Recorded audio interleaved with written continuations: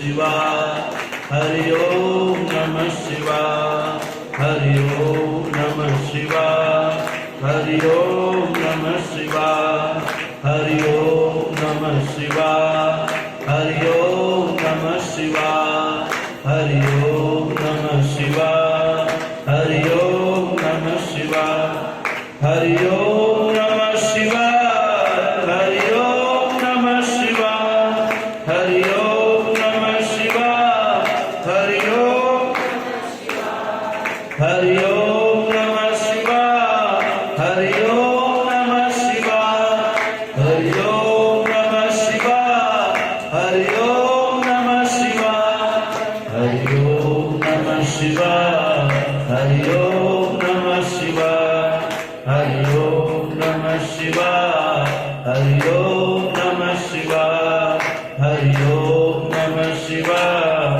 हरि ओम नमः शिवाय, हरि ओम नमः शिवाय, हरि ओम नमः। बोलो शंकर भगवान। इस प्रकार से पांडवों को व्यास जी के द्वारा शिव पूजन की विधि का बताना। पांडव वनवास में घूम रहे हैं, महाराज दर दर की ठोकरें खानी पड़ रही हैं। व्यास जी महाराज आ गए, महाराज कुछ उपाय बता दो, क्या इच्छा है? इच्छा तो कुछ भी नहीं और इच्छाएं बहुत हैं, और आप तो त्रिकालदर्शी हो तो आपको तो बताने की आवश्यकता भी नहीं है। बताया उसको जाता है जिसको पता ही नहीं हो, और आप तो सदा सदा के लिए आप हमारे इंद्रप्रस्थ में तो रहे हो, आप साथ में तो रहे हो, आपसे तो कुछ छुपा ही नहीं है। बोला नहीं बच्चों? हाँ, बोलो शंकर भगवान की। व्यास जी कहते हैं यदि कोई राज्य हार जाए, घर बार जिसका छिन जाए, जिसके जीवन में कलंक लग जाए, हर प्रकार की हानि ही हानि होने लग जाए, अच्छा प्रयास करने के बाद में भी नवग्रह उल्टे हो जाए, जब ऐसी स्थिति से घिर जाए जीव, कुछ नहीं दिखाई दे, फिर तो एक ही बात है, अब कोई न सहारा बिन तेरे, घनश्याम मुरलिया वाले। कहते भैया ये गालियां करना, कहते बस एक देवादिदेव महादेव ही है ऐसे जो जहां चाहो मिल जाएंगे। नारायण को ढूंढने के लिए बैकुंठ लोक में जाना पड़ेगा, इंद्र से मिलने के लिए इंद्र लोक में जाना पड़ेगा, कान्हा से मिलने के लिए वृंदावन जाना पड़ेगा। भोले बाबा ने कहीं नहीं जाना। पत्र को उठाओ, पत्र को मांझ लो, उसमें जल चढ़ाओ, फूल चढ़ाओ, ओम नमः शिवाय गाओ, भोले बाबा वही प्रकट हो जाएंगे। एक भोला है, जहां चाहो वहां पा जाओगे। महाराज क्या वापस मिल जाएगा राज? कहते सब कुछ मिल जाएगा, राज भी मिलेगा, पाठ भी मिलेगा, सब कुछ वापस मिलेगा, लेकिन यदि देवादिदेव महादेव का सच्चे दिल से पूजन करोगे। बोलो शंकर भगवान की। अब पांडव जो है रात दिन देवादिदेव महादेव का पंचाक्षरी मंत्र ओम नमः शिवाय मंत्र का जाप करते रहे और शिवलिंग की स्थापना करे, और जल मिले, फूल मिले, पत्ते मिले, जो भी मिले चढ़ाते रहे, और प्रसाद उनको प्रसाद समझ पान करते रहे। कहते इस प्रकार से आज भोले बाबा की जब कृपा होती है, एक तरफ से भोले बाबा कृपा करने जा रहे हैं, और एक तरफ जो है एक दिन दुर्योधन घर में दुर्वासा ऋषि का आना हो गया, और दुर्वासा ऋषि को दुर्योधन कह बैठे महाराज आप तो ऋषि हो, और दुर्वासा ऋषि की तो कथा सुनी होती। कहते नाग में मक्खी में बैठने देते थे, इतने जल्दी क्रोधित हो जाते थे, श्राप दे देते थे। मक्खी को देखते ही नाग में बैठने से पहले पहुंचे तो श्राप दे देते थे। दुर्योधन ने कहा ऋषि महाराज एक काम तो कर दो मेरा छोटा सा, आप तो दयालु हो और मैं आपका भक्त हूं, छोटा सा काम कर दो। कहते क्या करना है? कहते उस समय की बातें हैं। कहते क्या? जंगल में रह रहे थे, दुर्वासा ऋषि का आना हो गया, और द्रौपदी कुत्ती की रसोई के अंदर एक दाना चावल का बचा, बस और वो भी कैसे रह गए, भगवान की माया तो मधुसूदनी कहते हैं, वो तो भोले बाबा कुछ कृपा होनी होती है। कहते ऐसे समय में आए, सब भोजन कर चुके थे, और यदि भोजन कर चुके और ऋषि महात्मा आ जाए, संत आ जाए, ब्राह्मण आ जाए और रसोई के अंदर कुछ भी ना हो, और ब्राह्मण को ऋषि को संत को वापिस बिना खाए मांस मांस वापिस भेजना नहीं चाहिए। उस समय दुर्वासा ऋषि और ये केले नहीं आए, हजारों की संख्या में अपने चेले चपट्टे पूरे गुरुकुल को ले आए। कहते चलो चलो आज दिखा के लाता हूँ, नई नई जगह दिखा के लाता हूँ। हजारों की संख्या में शिष्यों को भी ले आए, और वहीं आगे जहाँ पर पांचों पांडव पहुंचे हुए थे, अलग जगह देखा, दूर से पांडवों ने, अरे दुर्वासा ऋषि आ गए, दंडवत होए, प्रणाम किया, महाराज पहुंचो, आओ भाग्य हमारे जो हमारे घर में संत पधारे। पहुंच गए जी, दुर्वासा जी को बिठाया महाराज। अब पूछना पड़ता है ना, नाश्ता पानी भोजन की व्यवस्था, और दुर्वासा जी तो इसी काम के लिए आए थे। कहते भैया भोजन तो मैं जरूर करो, भूख बड़ी तेज की लगी है। कहते महाराज फिर ऐसा करो, जब तक आप स्नान ध्यान करके आ जाओ, हाथ पांव धो लो, नदी की सरोवर है, स्नान ध्यान करो, जब तक जो भोजन की व्यवस्था करते हैं। कहते इस प्रकार से भोजन की व्यवस्था कहां से हो? कहते हर रोज जो मांग के लाते थे उसी का भोजन बन जाता, खा लेते थे। बस एक समय ही भोजन कर पाते, एक समय व्रत किया करते थे। कहते इस प्रकार से कुंती महारानी माता कुंती पुकारी है, गोविंद हे मधुसूदन कन्हैया। अब संत आ गए घर पे, और आपने तो सुना है कि आपका एक रूप संत का भी होता है, एक रूप आपका ब्राह्मण का भी होता है, एक रूप आपका धर्म का भी होता है, और एक रूप अन्न का भी होता है। आप तो कहते ना, सुना हमने तो, आप तो कण कण में समाये हो, और दुर्वासा ऋषि तो हजारों की संख्या में चेले चपट्टों को लेके आ गए हैं, और यदि कण कण में समाये हो तो अब तो सब कुछ लुट चुका। और संत यदि घर से वापस भूखा चला गया तो मेरे जीवन में सबसे बड़ा अपयश यही होगा कि मेरे घर से ब्राह्मण संत गौ वापस चले गए, भूखे चले गए, मैं राजपाट हार गया। हम इसका कोई अपयश ही नहीं, हमारे जीवन कोई कष्ट ही नहीं है, वो तो हमने देखा हमारा कर्मों का विधान है। लेकिन संत हमारे घर से, ब्राह्मण हमारे घर से भूखे चले जाएंगे तो सबसे बड़ा अपयश हमारे जीवन में लग जाएगा। हे गोविंद हे मधुसूदन कुछ कृपा करो। और व्यास जी महाराज बोल के गए थे शिव की आराधना करते रहना। शिव जी ने, भोले बाबा ने देखा और उधर कृष्ण भगवान ने देखा, दोनों तैयार बैठे बेचारे रक्षा करने के लिए। रात दिन जिसका भजन करेंगे वो रक्षा करने के लिए तैयार रहते हैं। कहते उसी समय भगवान श्री कृष्ण का आना हो गया। भगवान श्री कृष्ण पधारे, सबको देखा, चिंता तो रहे, चिंता में बैठे हुए। माता कुंती ने देखा, पूछा कैसे बैठे बुआ? बुआ लगती थी, बुआ कैसे चिंता में बैठे हो? अरे कान्हा भले तुम आए, और तुम जब भी आए तो कोई संकट हमारे जीवन में आए, और तुम्हारे रहते फिर हमारे जीवन में कोई संकट रहा भी नहीं। मुझे भी पूरा विश्वास है। वो क्या संकट आ गया? क्या संकट तो कुछ ना आया, लेकिन इससे बड़ा कोई संकट भी नहीं होगा यदि आज ऐसा हो गया तो। आज हमारे घर से कोई ब्राह्मण भूखा चला गया तो इससे बड़ा हमारे जीवन में अपयश ही नहीं होगा। फिर क्या हुआ? क्या दुर्वासा ऋषि जी आए, भगवान ने ध्यान लगाया हो, आते ही केले की पूरी मंडली के साथ में आए, देखा नहा रहे। बुआ इसमें क्या चिंता करने वाली क्या बात है? कहते क्यों? केले होते तो कुछ अलग बात थी।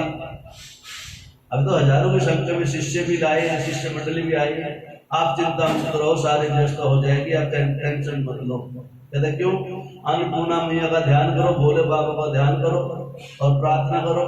अन्नपूर्णे सदा पूर्णे शंकर प्राण वल्लभे ज्ञान वैराग्य सिद्ध्यर्थम भिक्षाम देहि च पार्वती माता च पार्वती देवी पिता देवो महेश्वर बांधवा से भक्ता च स्वदेशो भुवनत्र। भोले भंडारी का ध्यान करो।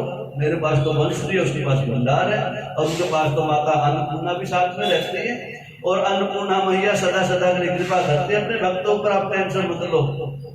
या तो फिर क्या करें? बस कुछ नहीं, अंदर जाओ, जोत बत्ती लगाओ और अन्नपूर्णा मैया का भोले बाबा को आह्वान करो, और मैं हूँ, मेरे रहते, टेंशन मत लो, बस मैं भी तो हूँ साथ में, वो नहीं कुछ करे तो मैं तो हूँ फिर। लेकिन नहीं, अन्नपूर्णा माँ का ध्यान करो, प्रार्थना करिए आज भगवान सुंदर। और उधर से कहते इतनी भी प्रार्थना मत करना कि शाम को बासी माल खाना पड़ेगा। हाँ, कहते टेंशन मत ले किसी प्रकार की। कहते हैं वो आप टेंशन फ्री हो जाओ, ये मेरा काम है, मैं सब कुछ करता हूँ, व्यवस्था करता हूँ। और कहते हैं आज उधर से भोले बाबा की कृपा होती है और इधर भगवान श्री कृष्ण की कृपा होती है। दुर्वासा ऋषि जी स्नान कर रहे, डुबकी मार रहे हैं, डुबकी मारते मारते डकार भी मारने लगे, डकार मार रहे। और मान लो दुर्वासा ऋषि जी ने माल को चखे, खूब माल को चखे, फिर केश क्या खीर भी खाई, पकौड़े भी खाई, चटपटा मान सब खुलाया, बोल रहा आया मुंह में पानी आ रहा, दिखलाएंगे एक दिन तो माल को खिलाएंगे। आज झूठे सही बोले शंकर भगवान की। इस प्रकार से दुर्वासा ऋषि को डकार आने लगी। दुर्वासा ऋषि पेट पे हाथ फेरे, जितनी बार पेट पे हाथ फेरे उतनी बार जब पेट थोड़ा सा बड़ा हो जाए। और जब तक स्नान ध्यान किया, जब तक बाहर आए, जब तक लंगोटी पहने, जब तक भगवान की कृपा से दुर्वासा ऋषि अन्न से परिपूर्ण हो चुके थे, डकार मार के परिपूर्ण हो चुके थे। और ये कहने लगे भगवान आपकी कृपा से आपको जब बहुत चखा हमने, बहुत पा लिया। और अब तो कहते हैं अंदर इमरजेंसी केस में भी जो ना एक ग्रास के अंदर नहीं जा पाएगा, भगवान की कृपा हो गई ऐसी। सारे शिष्य भी कहते गुरु महाराज आज ऐसा अमृत पान किया, ऐसा भोजन चखा, नहाते नहाते भोजन की व्यवस्था कर रही है। ये चमत्कार हो कैसे गया? अब दुर्वासा ऋषि बेचारे परेशान, ये कैसा हो गया? दुर्वासा ऋषि जा रहे धीरे धीरे चलते हुए, भूख में दादी भाग तो आता है ना, अब धीरे धीरे आ रहे हैं। और दूर से देखते पांडव देख रहे हैं, कुंती महारानी देख रही है, सब देख रहे हैं, आसन लगा रखे हैं, आएंगे विराजेंगे, आओ महाराज आओ, बैठो विराजो। तेरा बैठने का तो इच्छा ही नहीं हो पा रही। कहते क्यों? कहते इतना भर गया, इतना भर गया, तो बैठ ही नहीं पाते। कहते फिर अब लेटने की व्यवस्था की जाए। क्या हाँ महाराज को सुस्ताने की आवश्यकता है, कुछ आराम करने की आवश्यकता है। कहते हैं नारद जी ऐसे है मेरे गोविंद, ऐसे है मेरे भोले बाबा, जो अपने भक्तों की रक्षा करने के लिए पता क्या क्या कर जाते हैं। कहते विश्वास तो रखो कम से कम उनके ऊपर, विश्वास ही नहीं होता हमें। और विश्वास ही सबसे बड़ी, विश्वासम फलति सर्वत्र न च विद्या न च पौरुषम। ना विद्या काम आती किसी की, ना बल काम आता है। यदि किसी का काम आया है तो विश्वास काम आया है। ये विश्वास रखो। आपने धर्म की ध्वजा हाथ में उठा ली है तो ध्यान रखना कि आपने धर्म की ध्वजा उठाई है तो धर्म आपकी रक्षा करने के लिए आपके साथ में चलेगा। आपको कोई मार नहीं सकता, आपको इतना भी लेस मात्र में आपको कष्ट दे सकता, लेकिन विश्वास ही नहीं है। थोड़ा सा विश्वास करते, पैसे मेरे पास इतने पैसे खत्म है, अब मेरे पास बल इतने, बल भी 2 घंटे का बुखार हाथी को गिरा देते हैं और काम जीव की तो क्या कहना। कहते हैं इस प्रकार से भोले बाबा की कृपा होती है। और उधर से व्यास जी के द्वारा दिया गया ओम नमः शिवाय पंचाक्षर मंत्र जाप करते करते आज 5 पांडव अपनी माता और कुंती महारानी द्रौपदी के साथ में जंगल में रह रहे हैं। कहते इस प्रकार से दुर्योधन ने छल करना चाहा पांडवों के साथ में दुर्वासा ऋषि के माध्यम से, लेकिन वो तो गोविंद के साथ में, तो भोले बाबा के साथ में, अन्नपूर्णा मैया के साथ में, इसलिए उनकी रक्षा करी, क्योंकि वो धर्म की ध्वजा के लिए लड़ रहे थे, धर्म के लिए लड़ रहे थे। उन्होंने जीवन कोई गलती कर ही नहीं थी। कहते इस प्रकार से, कहते फिर अर्जुन ने अपना, अर्जुन का एक दोस्त था, मित्र था, उसको भेजा रूप धारण करके, दूसरा किरात का रूप धारण करके, किरात मतलब भेड़ी का रूप धारण करके, जो जंगलों में रहते हैं, जंगलों में शिकार करते हैं, उसका रूप धारण करके भेजा। फिर आपने सुना भगवान भी किरात का रूप धारण करके आए थे, हाँ वो भी आए थे, भोले बाबा स्वयं किरात का रूप भी धारण करके आए थे। लेकिन उससे पहले दुर्योधन ने भी भेजा था छल कपट करने के लिए भगवान पांडवों के साथ में। लेकिन कहते हैं अर्जुन को व्यास जी के द्वारा दिया हुआ ज्ञान था, वो विद्या थी। अर्जुन पहचान गया ये दुर्योधन में कोई सका है, दुर्योधन का कोई मित्र है, कोई भेदी है दुर्योधन का। इसलिए अर्जुन ने अपनी विद्या के द्वारा उसका भोले बाबा की कृपा से विनाश कर दिया। गुरु शंकर भगवान की। कहते हैं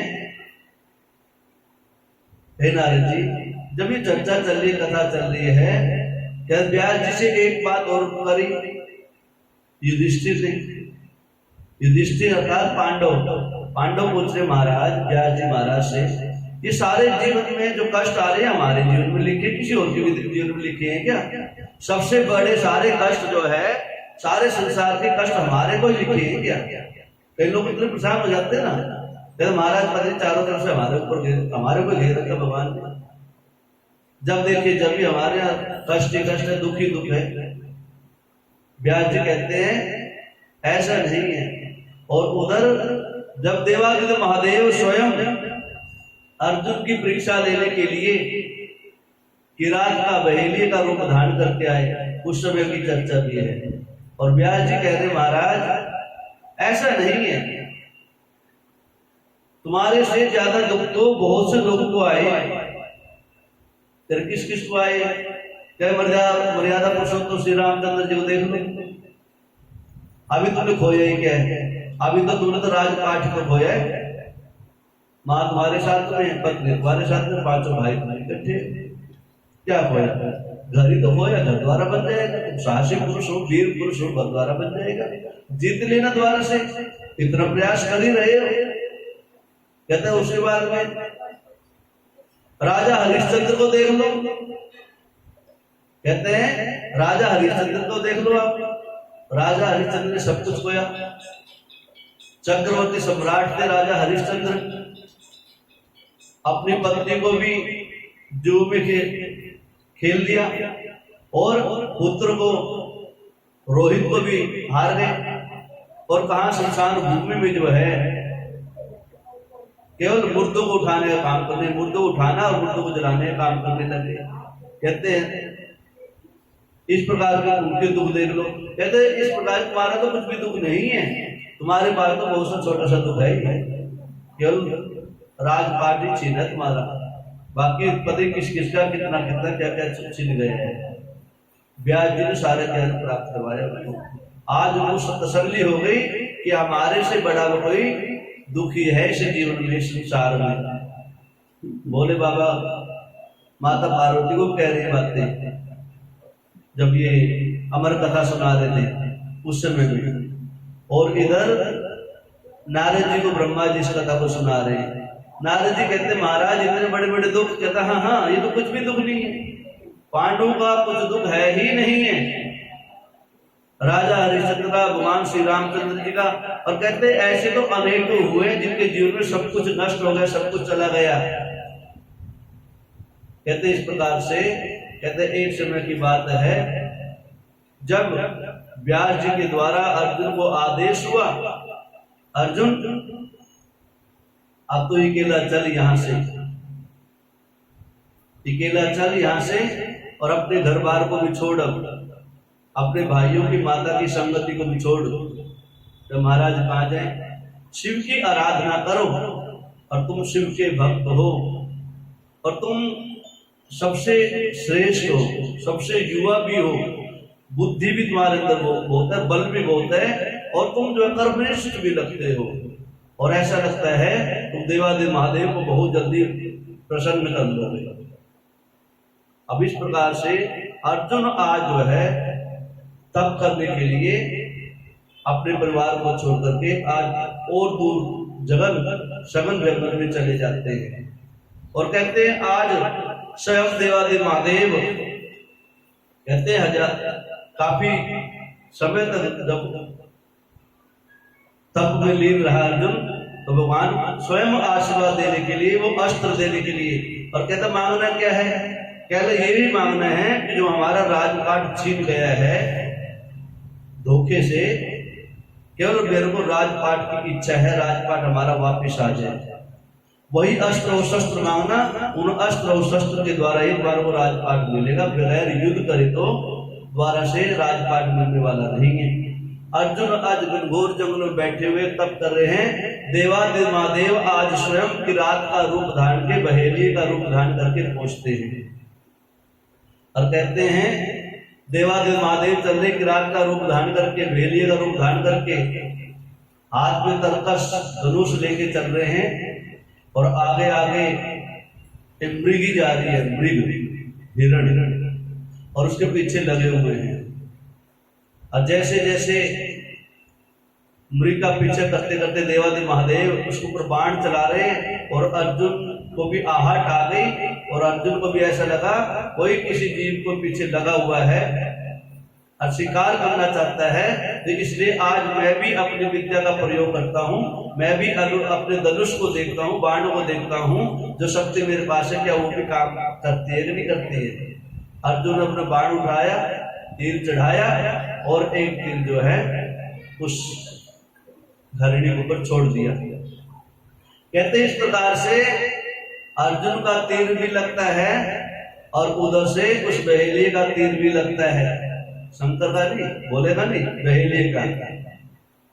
और कहते हैं जब तीर लग जाता है और वो माया रूपी जो मृग था उसको तीर लग जाता है और मृग जो है मर जाता है, अर्जुन भी दौड़ा दौड़ा जाता है और उधर से दौड़ा दौड़ा बहेलिया भी आता है। बहेलिये के अंदर और अर्जुन के अंदर आपस में कहासुनी हो जाती है। बहेलिया उस हिरण को उठा के जाने लगता है तो अर्जुन पकड़ लेता है उसका हाथ, कहता भैया कहाँ लेके जा रहे हो, ये अर्जुन के तीर से मरा है। बहेलिया कहता है नहीं, ये मेरे तीर से मरा है, ये दोनों तीर मेरे हैं। बहेलिया कहता है भैया ये तीर तेरा नहीं है, इस तीर के ऊपर देख मैंने क्या लिख रखा है, नाम लिख रखा हुआ, छाप छोड़ रखी है, इसके ऊपर नाम लिखा हुआ कुछ, और तेरे तीर में तेरा नाम हो तो तू जान ले, पहचान ले। कहते इस प्रकार से बहुत तर्क वितर्क चलती है और कहते हैं बोले बाबा और अर्जुन के बीच में युद्ध होने लग जाता है। भोले बाबा कहते हैं भैया यदि ये निर्णय है कि एक तीर तेरा एक मेरा है, दोनों आते हैं पर दो हाथ हो जाए, कहते कोई दिक्कत नहीं, चलो मैं भी शिव का भक्त हूँ और चलो देखते हैं। कहते हैं देवादिदेव महादेव और अर्जुन के बीच में घोर युद्ध होता है जंगल के अंदर, और अंत तो गत्वा देवादिदेव महादेव जब समझ लेते हैं कि ये सच्चा भक्त है, इसको वो अस्त्र भी देना है आज जिस अस्त्र के लेने के लिए ये तप कर रहा था। कहते घनघोर युद्ध हुआ भोले बाबा के बीच में और आकाश से देवता लोग देख रहे हैं आज जो है एक शिष्य और गुरु के बीच में युद्ध हो रहा है, भगवान और भक्त के बीच में युद्ध चल रहा है, घनघोर युद्ध चल रहा है। कहते पुष्पों की वर्षा होती है और जैसे ही पुष्पों की वर्षा होती है भोले बाबा अपने असली रूप में आ जाते हैं। बोल हरि शंकर भगवान की। इस प्रकार से युद्ध शांत होता है, भोले बाबा प्रकट हो जाते हैं, अर्जुन नतमस्तक होते हैं, दंडवत करते हैं और आज अर्जुन कहते महाराज हे महादेव आपको क्या बहेलिये का रूप धारण करने की आवश्यकता पड़ी? कहते भैया जिसको ज्ञान दिया जाता है, जिसको कुछ दिया जाता है ना तो ऐसे नहीं दिया जाता है, उसके विषय में हर प्रकार से तैयारी होनी चाहिए। क्या लेने का अधिकार है, क्या इसके अंदर ये पात्रता है, जिसको आप दान दे रहे हो वो दान लेने का अधिकारी है कि नहीं है, जिसको आप ज्ञान दे रहे हो तो ज्ञान लेने का अधिकारी है भी नहीं है। कई लोग कहते महाराज दान की बात आ रही है यहाँ पर, दान किसको देना चाहिए, ज्ञान किसको देना चाहिए? पहले दिन है ना गुरु बनाओ जानकर पानी पियो छान कर, ऐसे नहीं चेले बनाने लेने चाहिए। पता लगा 2-4 चेले लेके गुरु डुबो दिया जाकर नहर में, हैं? ऐसे नहीं, बड़े बड़े सावधानी से चेले बहुत मिलेंगे और ऐसे भी गुरु जी बहुत मिल जाते हैं आज के टाइम में। तो इसलिए कहते महाराज किसको तो ज्ञान देना चाहिए, किसको दान देना चाहिए, किसको मान देना चाहिए, किसको सम्मान देना चाहिए, सारी अलग अलग चीजें हैं। ज्ञान भी सबको नहीं दे सकते, मान भी सबको नहीं दे सकते, सम्मान भी सबको नहीं दे सकते, और दान भी सबको दिया नहीं जा सकता। हम लोग बीते गलत धारणाएं चलती आजकल। कहते जी एकादशी का व्रत किया, कहते दान दे के आ रहे हैं, ठीक है ना, दान दे दिया। कहते अब क्या कहते कार्तिक चल रहा है, इसका दान दे दिया, अब ये दान दिया, अब वस्त्र दान दिया। अब किसको दिया? दान एक दो ही जगह दान दिया जाता है। देखो आपको दान, एक तो कन्यादान दिया आपने, जब वो दामाद को दिया कन्यादान, वो किसी को नहीं दे सकते, दामाद को ही दिया जाता है, जिसको आप चुन ले तो यही हमारी लड़की के लिए सुयोग्य है। बाकी जो भी दान लिखा, जहां पर दान की बात आती है, अन्नदान, धन दान, जो भी दान की बात होती है, दान केवल ब्राह्मण को दिया जाता है, दूसरा कोई आदमी नहीं है जिसको दान दे सको आप, या देना चाहिए। आप किसी को दे सकते हो, सहयोग कर सकते हो, ठीक है ना, सहयोग कर सकते हो, आप किसी का काम चला सकते हो, वो दान की परिभाषा में नहीं आएगा। अब लोग क्या कहते हैं, कहते कोई मांगने वाला उसको दान दे दिया जी, नहीं, कहते पंडित जी के पास तो बहुत आता है, मैंने बाहर ही दे दिया, नहीं। गौग्रास गाय को दोगे तो गाय को लगेगा, गाय का अधिकार है, गौग्रास गाय को देना है तो गाय को जाएगी। चींटियों का आटा चींटियों खिलाता, चींटियों को जाएगी, पंडित जी थोड़े खाएंगे। पंडित जी आते तो पंडित जी लोग चींटियों का आटा आपको देते, क्यों लेने को भी ना देना चाहिए ना लेना चाहिए। इसलिए यदि कई बार तो हमारे जीवन में अपयश सबको ऐसा लगता है, जिसका अधिकार है उसके पास पहुंचना चाहिए। यदि अधिकार क्षेत्र से बाहर जाकर आप कोई काम करोगे तो उसका अपयश आपके जीवन में लगेगा ही लगेगा। और कहते जी पूजा पाठ करवाते, फिर पंडित जी से, गुरु जी से, फिर हमने इतना दान दे दिया, काय का दान दिए पूजा पाठ, 2 घंटे पंडित जी धुआं में आकर तपस्या करी है, वो दान नहीं लिया आपसे, ना वो आपने दान दिया, आपने वो जितना कर्म किया उस कर्म का आपने जुर्माना दिया, वो दान नहीं होता। दान तो वो होता है जब हृदय की गहराई में पहुंच जाते हैं, जब प्रभु की कृपा हो जाती है, जब धर्म की कृपा होती है, सद्विचार हृदय के अंदर जागृत हो जाते हैं, और आज ऐसा भाव जागृत हो जाए कि मैं अमुक नाम का कुछ दान देना चाह रहा हूं, और आके फिर गुरु महाराज के ब्राह्मण को शम्स को दे दिया, ये दान है। तो इस प्रकार से हम लोग कई कर्म तो ऐसे करते हैं जो नहीं करने चाहिए, जिसका कोई फल मिलता ही नहीं है। कई बार तो उल्टा परिणाम भी आता है, जिसको भूख लगी हो ना उसको खाना खिलाओ तो उसका भूख मिटेगी, जिसको भूख ही नहीं है तो उसको क्या खिलाओगे, वो तो नाक ही चढ़ाएगा बेचारा, नमक मिर्च का भी बताएगा, और वो सब तो कह भी ना खाऊं। इसलिए जो है शास्त्रों में सारी व्यवस्था सुंदर व्यवस्था बना रखी है। गुरु शंकर भगवान इस प्रकार से देवादेव महादेव ने आकर के आज अर्जुन के तप किया हुआ फल जो प्राप्त होना है, आज अर्जुन से चर्चा चल रही है महादेव की, और अर्जुन कहते हैं महाराज मुझे वो पशुपाश चाहिए, क्यों, जिसके द्वारा मैं इस अपनी पूरी धरा को जीत पाऊं, दुष्टों को पर विजय प्राप्त कर पाऊं, अधर्मियों को जीत पाऊं, धर्म की रक्षा कर पाऊं, और धर्म की रक्षा करते करते मेरा सारा जीवन व्यतीत हो जाए। हे प्रभु ऐसा आशीर्वाद दो। आज भोले बाबा ने अपने दिव्य अस्त्र पाशुपाश अस्त्र को आह्वान किया और अर्जुन को दे दिया। कहते हैं अर्जुन इस अस्त्र के द्वारा पूरे त्रैलोकी को जीत सकते हो। बोल बोले शंकर भगवान की।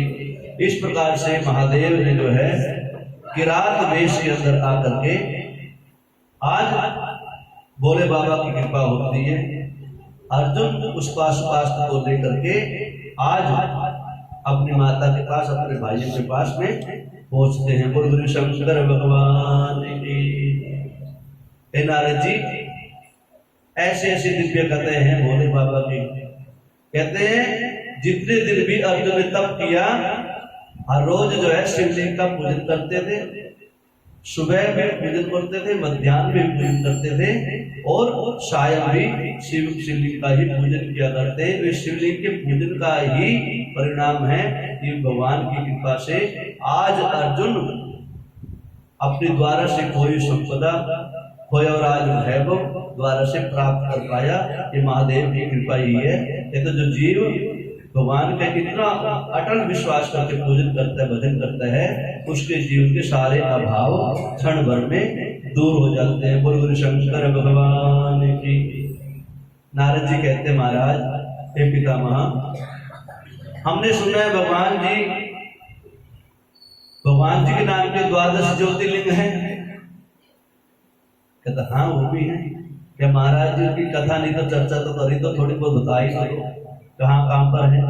कहते हैं इस प्रकार से कहते हैं कि भगवान जी के जो 12 ज्योतिर्लिंग हैं, सौराष्ट्र में सोमनाथ जी हैं, शैल में मल्लिकार्जुन जी है, उज्जैन में महाकाल जी है, ओंकार में अपनेश्वर है, हिमालय में केदारनाथ जी हैं, डाक में भीम शंकर जी हैं, काशी में साक्षात में विश्वेश्वर हैं, विश्वनाथ जी हैं, गोमती के तट पर अंबिकेश्वर हैं और चिता भूमि वैद्यनाथ जी हैं, दारुपुर में नागेश है और रामेश्वर में रामेश्वर शिवलिंग है।